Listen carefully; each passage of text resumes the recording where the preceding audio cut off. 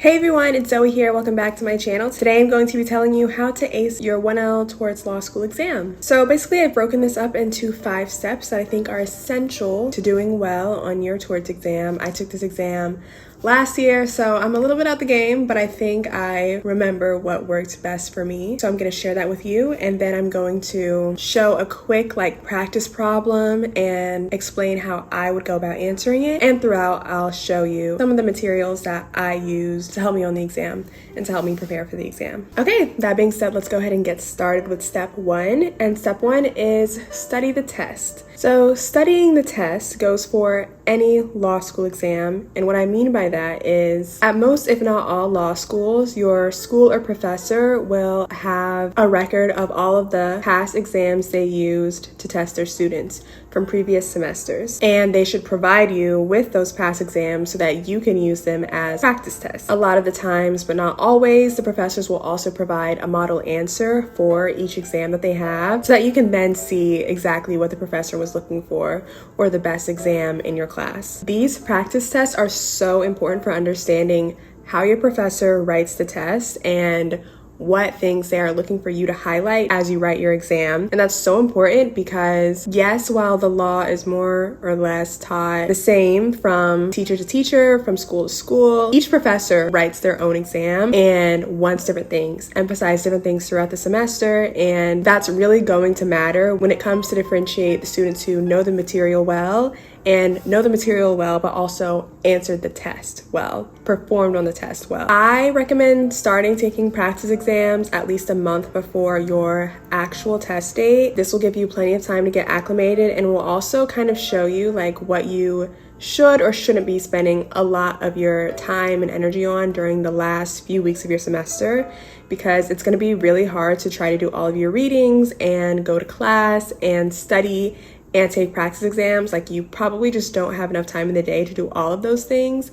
So getting an understanding for the test and what the test is going to expect of you will allow you to take shortcuts earlier in the semester so that you're investing your time wisely. Hopefully, your professor has multiple past exams you can use. Obviously, the more exams they have, the more practice you can do, and more practice is better. But also, you should just expect that the first practice exam you do is going to be bad. It's no matter how much you've studied, no matter how well you've learned the material, your first practice exam will probably be bad. Law school exams they're just an entirely different ballgame. They're different than anything else that you've done up to this point. And so not being familiar with the formula that law school exams require and also the formula that your specific professor wants is probably going to make your first experience a little not good, and that's okay. That's totally fine. But for that reason, I recommend only spending up to an hour on your first practice exam, regardless of if it's actually a 4-hour test or a 6-hour test or whatever, because you're probably not going to be doing it right, not going to be doing it the most effectively, efficiently. So if you spend 4 or 6 hours on it, it's going to be a waste of your time, and you're not going to get much from it because you're not doing it right. I do think it is helpful to try your best, for an hour, give it all you've got. It's really about orienting yourself to the material. And that's where model answers also play a really big role, because literally compare and contrast your answer, what you thought was right, to what the model answer says. And when I was taking practice tests, I would literally print out both my answer and the model answer, and I would highlight every single thing that was different, because I've said this before, but it'll just make you realize all of the minute details that go into a very strong answer. And those are the things that really matter when it comes to differentiating the students at the top of the class. If your professor doesn't provide model answers, then that's really annoying. But I then would highly recommend doing a practice exam and taking it to the professor so that they can tell you what they like or don't like about your answer. And that way you know what they're looking for. Okay, moving on to step 2. Understand the elements that you need to identify on the exam. And this is where my advice gets more tort specific. So if that's what you're here for, turn the volume up. Just kidding. After you've taken that first practice exam and after you've seen a model answer, you have a better idea of the things that you need to highlight on your exam. So in torts, for every potential tort that you highlight, you have to identify that there was a duty, number 1. You have to identify that there was a breach of that duty, number 2. You have to identify that there was harm caused. And then you have to identify proximate cause, or basically linking the breach of the duty to the harm caused. You have to say those words literally with every single claim that you write down. Those all need to be a part of it. Even if you're just saying that there was no duty or there was no breach, you have to say that every single time. It gets very repetitive, but you can and should use that to your advantage, because the more like mechanical that is for you and the less you have to think about it, the more you can spend time on doing other things, on getting extra points. But those are literally the basics that you just have to like be ready to get out very quickly. So you'll have many paragraphs that probably look just like this. And then depending on like the actual facts of your fact pattern is when you'll add in additional details. But those are the basics. In addition to those 4 things that have to be there, you're also going to want to consider any defenses that the party might have and any damages that the party might receive. I think this is where it gets a little bit more professor specific, but generally there will probably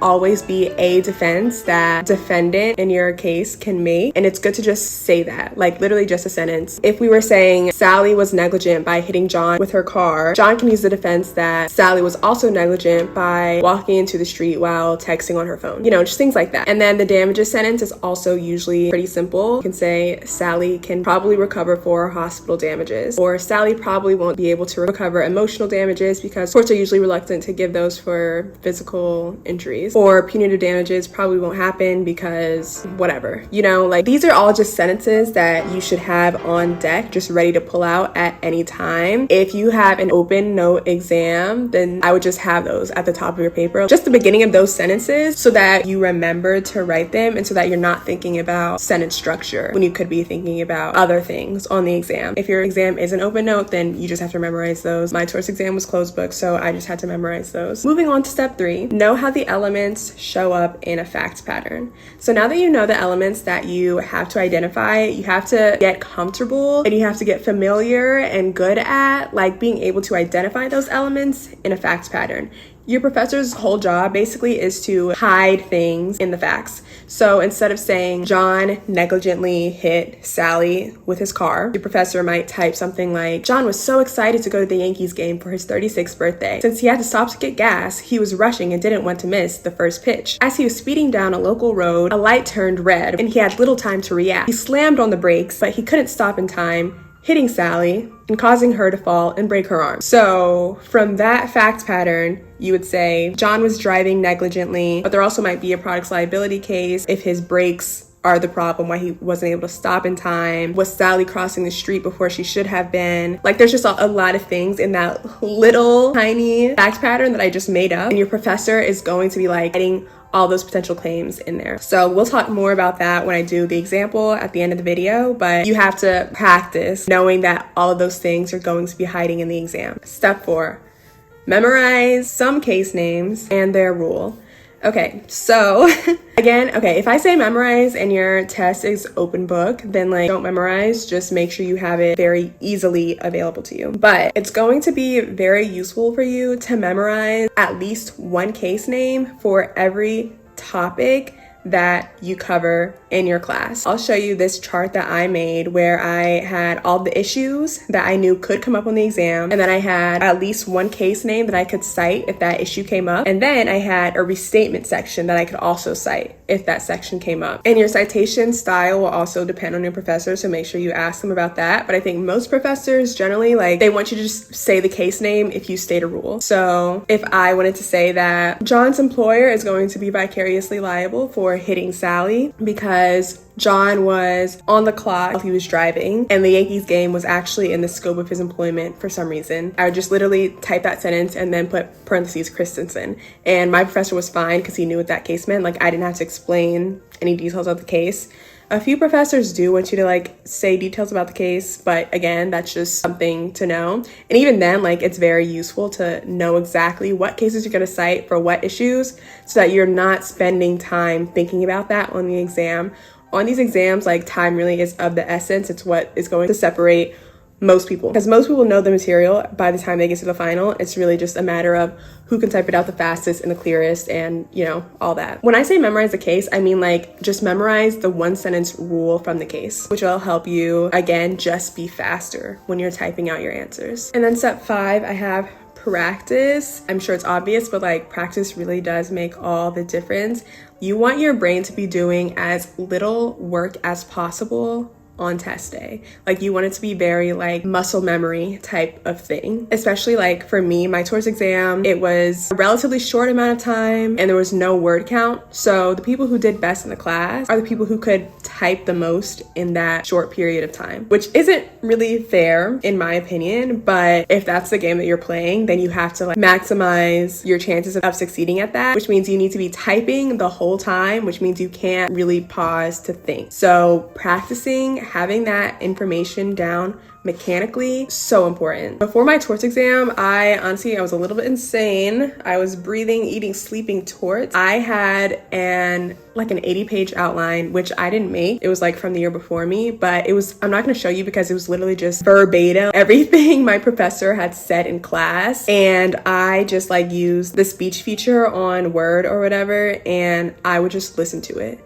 I would listen to the whole outline, like anytime I was commuting, anytime I was cooking, anytime I was doing anything that was like relatively mindless, I would be listening to that and it would like be sinking into my brain. Also, there were a few issues that I was less clear on, or not even less clear, like it took me longer to think about them. Products liability, for example. I knew products liability, but it gets a little confusing with the different, I don't even remember what it was, rules, I guess. So I literally like wrote out a sample paragraph that I would be able to use for any products liability issue that came up. And I recorded myself saying it and then I listened to it so that I had that paragraph memorized by the time I got to the test. Then when I got to the products liability issue, I didn't have to think about it. I just typed out the memorization. That is, it's a little bit insane. So I'm not necessarily recommending doing that, but it is what I did. So I'll be transparent about that. In my opinion, Torts is pretty conceptually easy, at least relative to the other doctrinals. So the biggest thing is like just having things memorized and like mechanical. I'm a memorization person, which I think is why I did well in Torts and liked Torts. So yeah, I'm just gonna show you a practice problem and show you how I would approach that on exam day. Also, I know some of you wanted to see an outline. I'm sorry, I don't have one.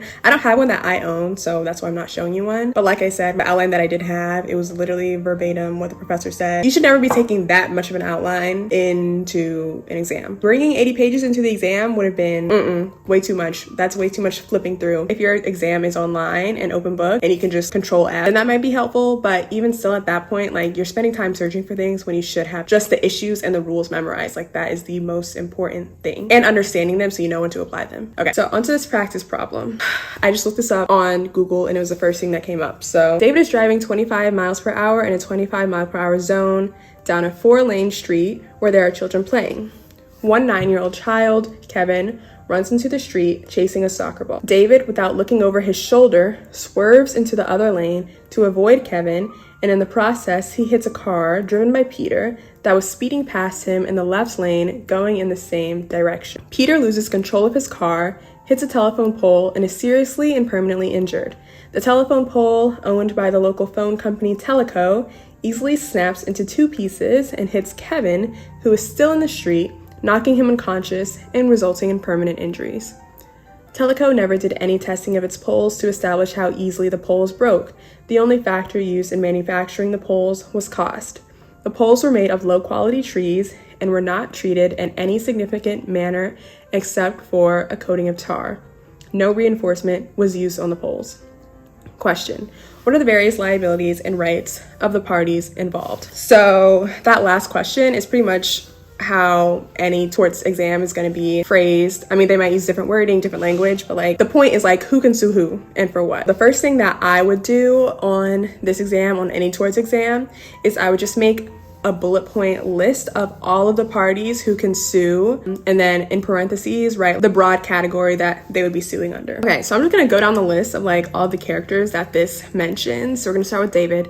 David can probably sue Peter because Peter was speeding, which is just classic negligence. It doesn't say David was injured, so he might not have a tort claim, but that's just something that we would mention.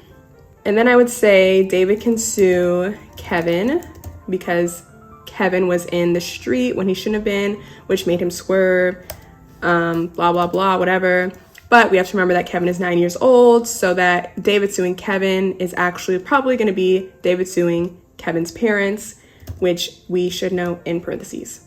And that would also be negligence for Kevin and vicarious liability for Kevin's parents, because parents are vicariously liable for their children. Also, I literally have not done torts in a year, so if I miss something or if I say something wrong, forgive me, but this is I'm just showing you how I would approach this. Okay, so we have David to be Peter, David to be Kevin. I think that's probably all for David.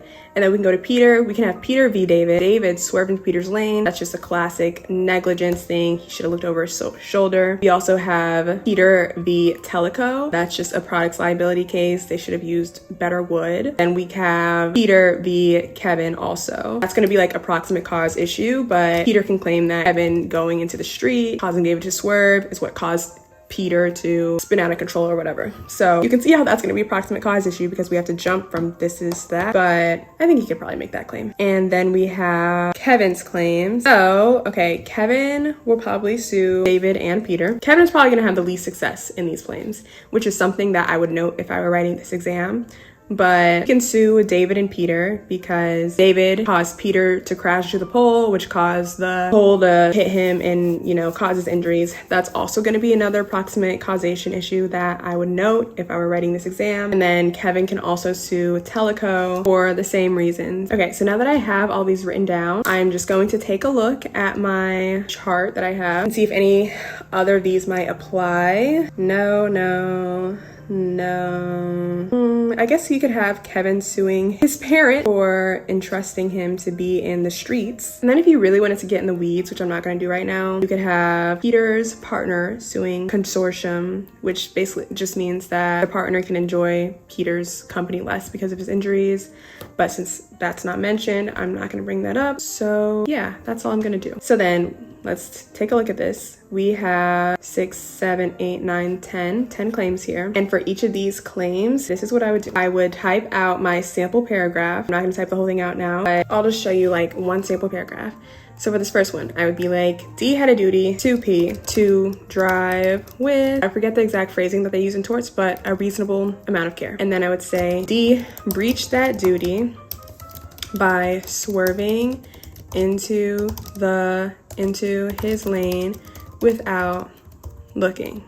D's breach is the proximate cause of P's injuries because but for D swerving into P's lane, P would not have lost control of his car and hit the telephone pole. So that's the 4 elements. Those are the things that I have to say for all 10 of these things. You know, just swapping out the names and facts. And then I would say, move to defenses, and I would say B has a defense that P also was not acting with reasonable care because P was speeding. And then I would probably say something about the validity of that defense, which here I think would be pretty valid. Here I might say David has the defense of necessity. He had to swerve to not hit Kevin. Monetary damages for his hospital costs. Emotional damages for loss of enjoyment of life. And that is what that paragraph would look like. And I would do that for all of these. So yeah, hopefully this video was helpful. Let me know if you have any more questions in the comments. I have a headache after doing all that. Oh, it's been a minute since I've done a tort. Again, like, know what your professor wants. Some professor, like my professor, wanted us to name every potential claim under the sun. Some professors might just want you to name like the most plausible claims and like really delve deeply into those and maybe talk more about the case, do some more case comparison. But, you know, you just have to figure out what your professor wants and then practice doing that and get to a point where you don't have to think about it. Yes, thank you so much for watching this video. Please let me know if you want to see any more like this. I don't really want to put myself through this again, but I would do it for you guys. Please like and subscribe. Check out some of my other vlogs while you're here.